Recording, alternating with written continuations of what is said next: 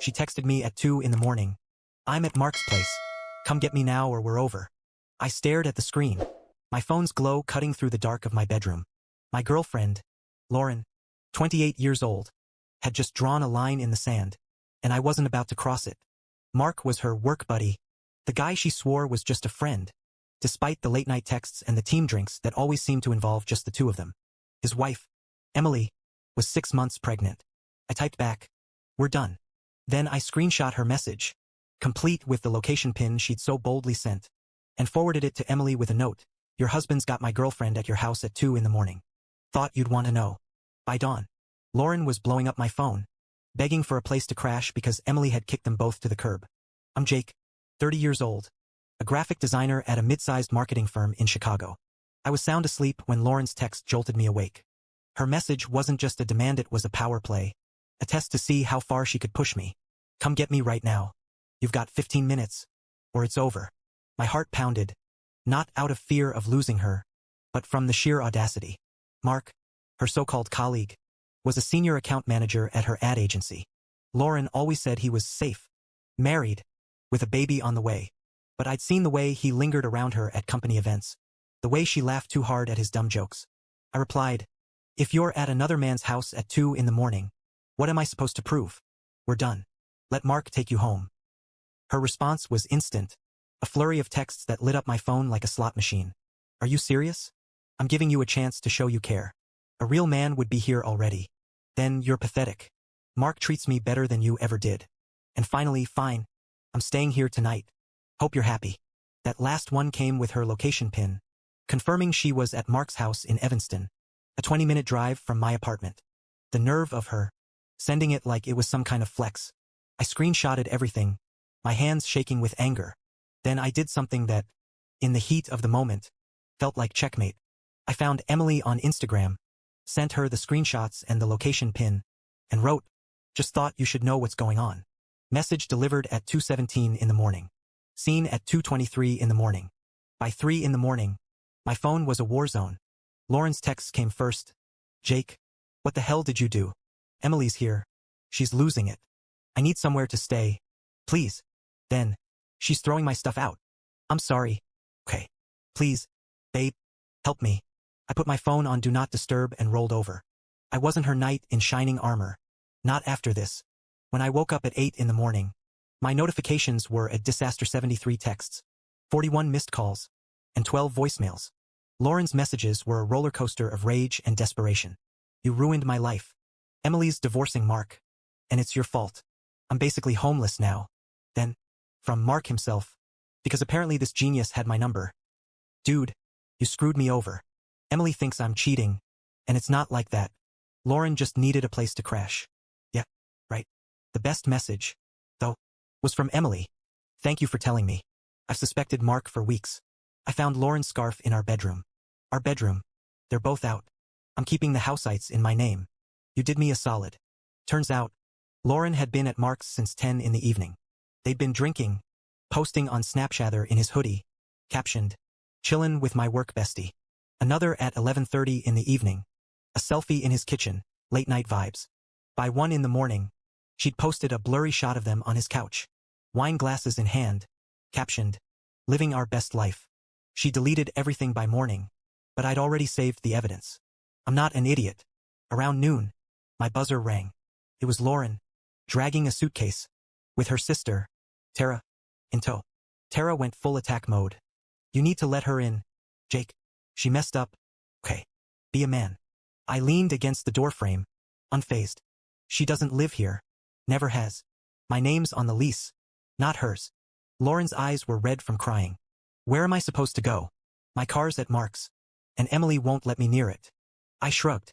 "Sounds like a Mark problem. Or an Emily problem. Not mine." Tara threatened to call the cops, claiming I was evicting Lauren illegally. I invited her to try. I had the lease, the texts, the Snapchats. They left, but not before Lauren hissed, "You'll regret this. Mark's not done with you." By afternoon, the drama escalated. Mark showed up at my office, flanked by 2 buddies, Kyle and Derek, looking like they'd criticisms too many mob movies. They told the receptionist it was a family emergency. I came down to the lobby, phone recording in my pocket. Mark got in my face. You cost me my marriage. Man, I didn't flinch. No. You did that when you had my girlfriend over at 2 in the morning while your pregnant wife was at work. Kyle stepped forward. All bravado. Apologize and cover my boy's lawyer fees. And we're cool. I laughed. Pay for his divorce lawyer? You're joking.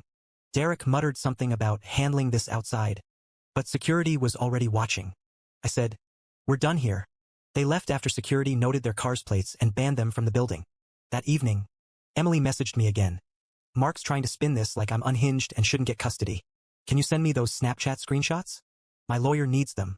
I sent them over, along with Lauren's texts. Emily replied, you're a real one. Mark's mom is furious with him. Says this isn't his first time cheating.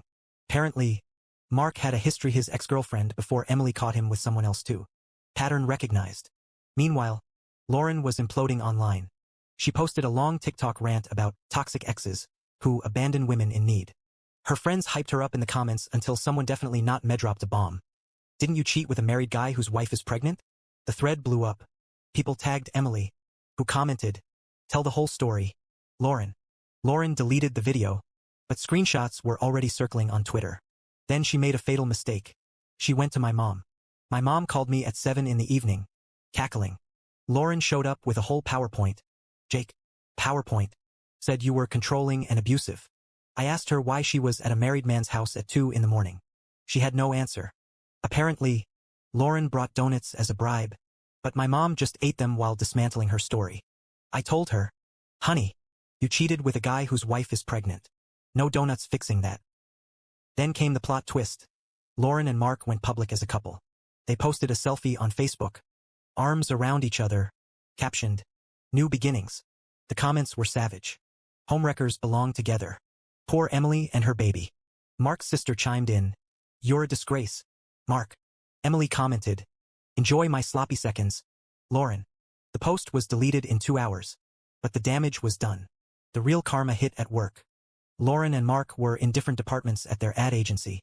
But their company had a strict policy about disclosing workplace relationships. They hadn't.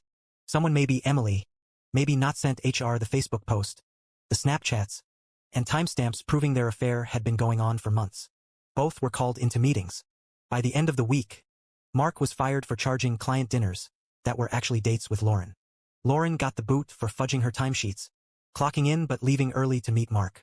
She called me, sobbing. You got me fired. Jake. I corrected her. You got yourself fired. Rules are rules. She begged for money for a lawyer. I told her to ask Mark. He's broke. Emily froze their accounts. Tough luck. Emily's divorce lawyer was a shark. Since Mark used their joint credit card for the affair, Emily got the house, primary custody of their unborn daughter, and alimony for 3 years. Mark's prize Jeep? Awarded to Emily. He moved back in with his mom at 34, jobless, carless, and facing $2,000 a month in child support once the baby arrived. His mom, Linda, wasn't letting him off easy. She dragged him to church every Sunday, where the pastor used him as a cautionary tale in sermons about infidelity. Last week's was called The Wages of Sin, a modern parable. Mark had to sit front and center. Lauren's situation was just as bad. Her landlord found out she hadn't been living in her apartment, she'd been crashing with me or Mark, violating her lease. She got a 30-day eviction notice. With no job and no car, she'd sold hers months ago, saying, we don't need to, babe. She was couch surfing with friends who were already fed up. She tried one last desperate move, showing up at my place with a pregnancy test. I'm pregnant. Jake, it's yours. I raised an eyebrow. When'd you take it? She said. This morning. I asked to see it. 2 lines. Positive. I pulled out my phone. Ran a reverse image search. The exact same test was on a 2020 Pinterest board for cute pregnancy reveals. I smirked. Pinterest? Lauren? Really? She snatched the test and bolted. The fallout kept coming. Mark tried to fight the divorce, claiming Emily was emotionally unstable for kicking him out. The judge wasn't having it. Mark was ordered to pay $1,900 a month in child support and $1,200 in alimony. With no savings, he took a job as a night shift stalker at a Target in the suburbs. His mom drove him to work since he had no car. His old friends started a group chat called Mark's Mess, sharing memes about his downfall. One turned his divorce papers into a viral TikTok template. Lauren's job hunt was a disaster. Every employer Googled her and found the Twitter screenshots and TikTok drama.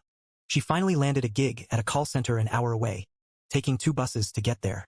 Her friend group collapsed when she tried flirting with another friend's boyfriend, thinking her charm would work again. Didn't. They cut her off. And she moved in with Tara, who charged her $800 a month for a spare room. "You're 28, Tara said. Figure it out." Emily had her baby last month. The girl named Lily. For resilience. She texted me. "Thanks again, Jake. Mark's paying child support now, but he's behind already. Wages garnished. She's dating a new guy, a physical therapist she met at a prenatal yoga class. Mark found out and posted a bitter rant on X about replacement dads. Emily's lawyer saved it for the custody file. As for me, I'm thriving. Got a promotion at work. My boss was impressed with how I handled Mark's lobby stunt without losing my cool. I'm taking a UX design course on the side and met Sarah, a 29-year-old product manager with a wicked sense of humor. She calls this whole saga better than a Netflix series and loves hearing updates. Last I heard, Lauren and Mark broke up. Turns out, a relationship built on sneaking around doesn't last. Shocker. Mark's on dating apps now, but his profiles keep getting exposed in Chicago Facebook groups. Lauren posted a cryptic Instagram story about healing from a Starbucks. With 15 likes. Tara commented, "Pay your rent." The cherry on top. Lauren's fake pregnancy test photo became a meme on a local Reddit thread, used to clown people who lie for attention. She's internet famous, just not the way she hoped. And Mark? His mom told my coworker he's got a meeting with Pastor Dan about next Sunday's sermon. From sinner to saved, a journey back. Attendance mandatory if he wants to keep his basement bedroom. If you're reading this, Mark, and I know you are, because Kyle's been whining about it in the group chat, tell Pastor Dan I said hi. And Lauren? Next time you're at a married guy's house at 2 in the morning, don't send a location pin. It's not the flex you think it is. Months turned into years, and the storm that once raged through my life settled into a calm I never knew I needed. It's been 2 years since that fateful night, and looking back, I see how it all paved the way for real growth, not just for me, but for everyone involved. I stayed in touch with Emily sporadically, mostly through updates on little Lily. She thrived as a single mom at first, but fate had more in store. That physical therapist she met at yoga? His name's Alex, and they got married last spring in a small ceremony by Lake Michigan. Emily sent me photos. Lily in a flower girl dress, beaming like the sun. Couldn't have done this without your nudge toward truth. She wrote. Now, she's running her own prenatal wellness blog, turning her pain into purpose, helping other women spot red flags in relationships. Mark, surprisingly, stepped up for co-parenting. After hitting rock bottom living in his mom's basement, stocking shelves at Target, sought therapy. Pastor Dan's sermons must have sunk in because Mark joined a men's support group at church. He apologized to Emily in a heartfelt letter, admitting his patterns of infidelity stemmed from unresolved issues from his own parents' divorce. They share custody now, and Mark's got a steady job as a logistics coordinator. No more flashy ad agency life, but he's building something real, even volunteering at a youth center to mentor kids on healthy relationships. As for Lauren, her call center gig was a wake-up call. Couch surfing and scraping by humbled her. Tara, her sister, pushed her into counseling, and slowly, Lauren rebuilt. She went back to school part-time for a marketing degree, ditching the drama for self-improvement. Last I heard from mutual friends, she started a podcast about lessons from heartbreak, owning her mistakes and advocating for honesty in dating. We ran into each other at a coffee shop downtown, pure coincidence. No fireworks, just a nod and a quiet chat. "I'm sorry, Jake. Truly. I was lost," she said.